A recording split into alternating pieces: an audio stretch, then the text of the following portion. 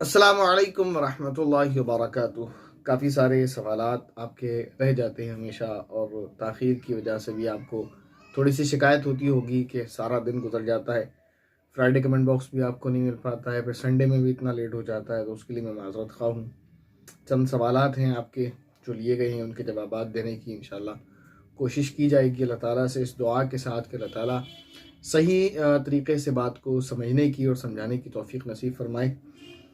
पहला सवाल है और बहुत प्यार भरा कमेंट है भाई शाहिद जमाल अंसारी साहब का। दुआओं के साथ बहुत सारी दुआएं करते हैं। वो बस ये कह रहे हैं कि मुफ्ती साहब आपको दिल से अस्सलाम वालेकुम। तो आपको भी दिल की गहराइयों से इस्लाम का जवाब है वालेकुम अस्सलाम रहमतुल्लाहि व बरकातुहू। कहते हैं आप कैसे हैं, आप ज़रूर बताएं। जी अल्हम्दुलिल्लाह। जब तक आप जैसे प्यारे प्यारे भाई और बहन दुआएं करते रहेंगे तो इंशाअल्लाह इस दुनिया में सही सालिम रहेंगे, और मरने के बाद जब जब आप दुआएं करते रहेंगे तो इंशाअल्लाह आपकी दुआओं का समरा हमें मिलता रहेगा। बस आपसे दुआ की दरख्वास्त है, आप दुआएं करते रहिएगा। देखें, इसके बाद एक कमेंट लिया गया है जो एक हमारे यूं कह लें कि अहले तशय्युओं में से एक फ़र्द है, उनका है, जिसको दिखाने के लिए कहा गया था। इंशाअल्लाह आपको स्क्रीन पर दिखाया जाएगा। वो कमेंट उन्होंने किया है वो एक वीडियो पर कि ये पंजतन इंसान नहीं बल्कि अम्बिया से अफजल हैं, और मैं एडमिन से दरख्वास्त करूंगा कि इस कमेंट को हाईलाइट ज़रूर किया जाए, दिखाया जाए लोगों को कि इनके क्या अकायद हैं, क्योंकि ज़ाहिर है जब ये चाहते हैं अपने अकायद बयान करते हैं तो दिखाई जानी चाहिए। इसके बाद मोहतरमा ज़किया सवाल कर रही हैं, मुफ्ती साहब जो लोग बुरे होते हैं उनको तो सज़ा मिल रही होती है बरज़ख में, अगर जो नेक लोग होते हैं उनके साथ क्या होता है बरज़ख में, उनकी ज़िंदगी कैसी होती है? उनकी ज़िंदगी बहुत अच्छी होती है। मरने के बाद इंसान की जज़ा और सज़ा का सिलसिला शुरू हो जाता है, और उसकी पहली मंजिल जो है कब्र है। कब्र को हदीस शरीफ में जहन्नम के घड़ों में से एक घड़ा या जन्नत के बागों में से एक बाग कहा है।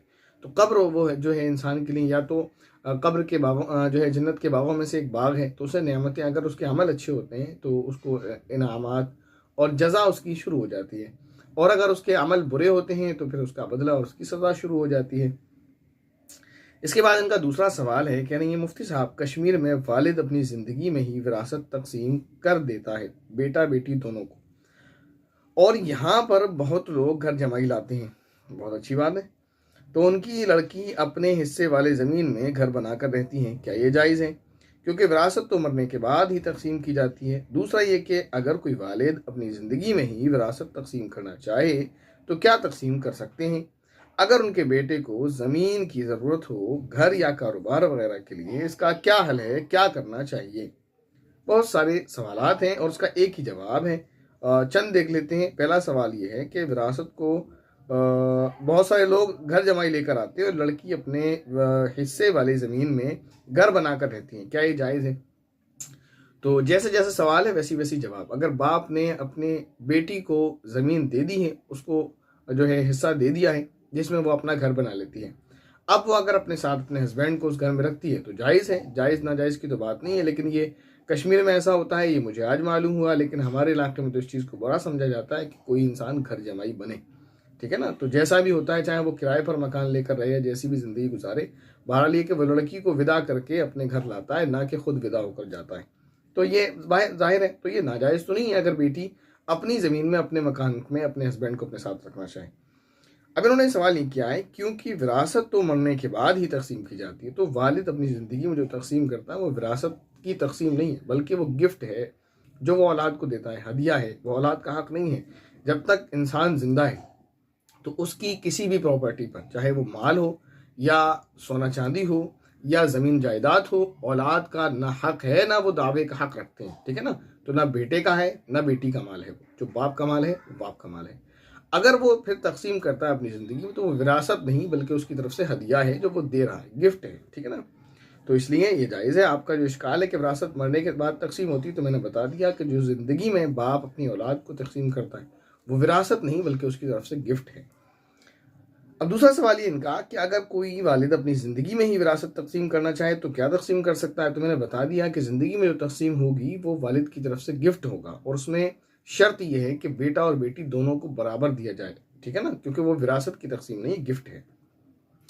अब ये कह रही हैं कि अगर उनको उनके बेटे को ज़मीन की ज़रूरत हो या घर या कारोबार वगैरह के लिए, तो इसका क्या करना चाहिए? अगर वालिद अपनी रजामंदी से अपने बेटे बेटियों को जो है अपनी प्रॉपर्टी तकसीम करना चाहते हैं तो बिल्कुल जायज़ है, कोई हर्ज की बात नहीं है।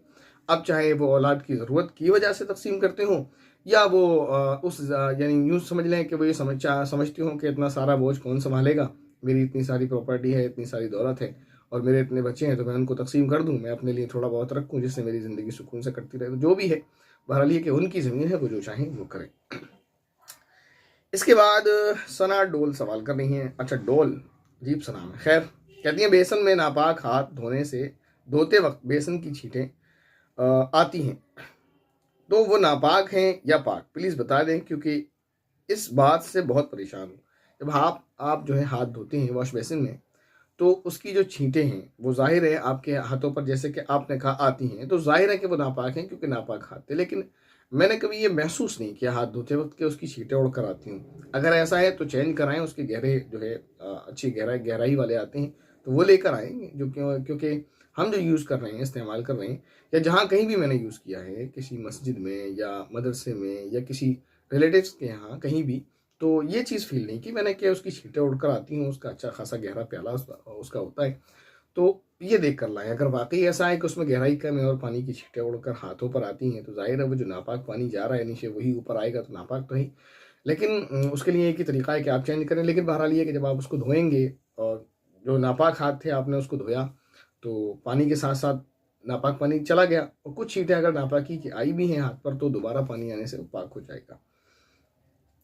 इसके बाद इनका दूसरा सवाल है, नापाक जगह पर झाड़ू लगाने से झाड़ू नापाक हो जाएगी?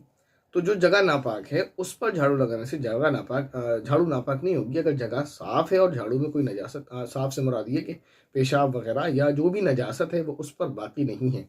मसलन किसी ने पेशाब किया, पेशाब सूख गया, ज़मीन सूख गई, तो वो ज़मीन नापाक तो है, क्योंकि वो फिर उसमें बात अलग हो जाएगी पाक नापाकी कि ज़मीन सूखने से पाक हो जाती है। मसलन ये कि पेशाब का जो निशान है, तो उस पर अगर झाड़ू लगाई, पेशाब अगर गीला है या बच्चे ने जो है पाखाना कर दिया था, वो झाड़ू में आएगा, तो ज़ाहिर झाड़ू नापाक हो जाएगी। लेकिन जब आप उसे पानी से धोते हैं, तो जो नजासत ज़मीन पर है वो भी बह जाती है और जो झाड़ू पर है वो भी साफ़ हो जाती है। तो इस सूरत में जो है झाड़ू बिल्कुल पाक हो जाती है, कोई परेशानी की बात नहीं है, ठीक है ना। और मैंने वो जो बात बताई थी कि ज़मीन पर अगर किसी ने पेशाब कर दिया हो, तो वो ज़मीन पाक हो जाती है सूखने के बाद। अगर उस पर से जो है पेशाब ख़त्म हो जाता है तो, लेकिन वो तफसील उसमें यह है कि वो तयम्मुम के हक़ में पाक नहीं होती, नमाज़ पढ़ने के हक़ में बहरहाल ये कि पाक हो जाती है ज़मीन। इसके बाद मोहतरमा ज़किया ही का सवाल है दूसरा, कह रही है मुफ्ती साहब, एक सवाल जहन में आया, थोड़ा अजीब है, पर क्या पता हमारे इल्म में इजाफा हो जाए। क्या बाइबल अरबी ज़ुबान में नाजिल हुई थी? क्योंकि हमने लोगों को इंग्लिश में ही पढ़ते हुए देखा है, और तौरात और ज़बूर किस लैंग्वेज में नाजिल हुई थी? देखें, ये कुरान करीम के खुदाए वहदहू ला शरीक की किताब होने की और उसकी महफूज किताब होने की बहुत बड़ी दलील है कि कुरान करीम जिस ज़ुबान में नाजिल हुआ था आज तक उसी ज़ुबान में पढ़ा जा रहा है, नकल होता चला आ रहा है। जबकि तौरात और इंजील और ज़बूर इनके मुहर्रफ यानी तहरीफ शुदा यानी इनके चेंज हो जाने की इससे बड़ी दलील और क्या हो सकती है कि जिस ज़ुबान में नाजिल हुई थी उस ज़ुबान का कोई पता नहीं, अब उस ज़ुबान में उसको पढ़ा ही नहीं जाता। ये जो किताबें हैं ये इब्रानी या सुरियानी ज़ुबान में नाजिल हुई थी, ठीक है ना, जो तौरात ज़बूर वगैरह है। बाज़ उलमा का कहना है कि इब्रानी में थी, बाज़ का कहना है कि सुरियानी में थी, लेकिन बहरहाल इब्रानी में हो या सुरियानी में हो, जिस भी ज़ुबान में हो, ये अरबी में नहीं थी और ना ही इंग्लिश में थी, लेकिन आज इनको इंग्लिश में पढ़ा जा रहा है। इसके बाद मोहम्मद अजीम मोइन सलाम कर रहे हैं, अस्सलाम वालेकुम। वालेकुम अस्सलाम रहमतुल्लाहि व बरकातहू। कहते हैं, अगर किसी ने ये गाना गा लिया कि रब वर्गी माँ मेरी देरी, क्या है ये, पंजाबी सॉन्ग कोई लग रहा है, सर कर्ज बराए ने, पता नहीं जो भी लिखा है। कहते हैं लेकिन पूछने पर वो कहते हैं कि मेरा मतलब कोई गलत नहीं था, अल्लाह के साथ मिलाना नहीं था, तो क्या हुक्म है? कोई ऐसा गाना जिस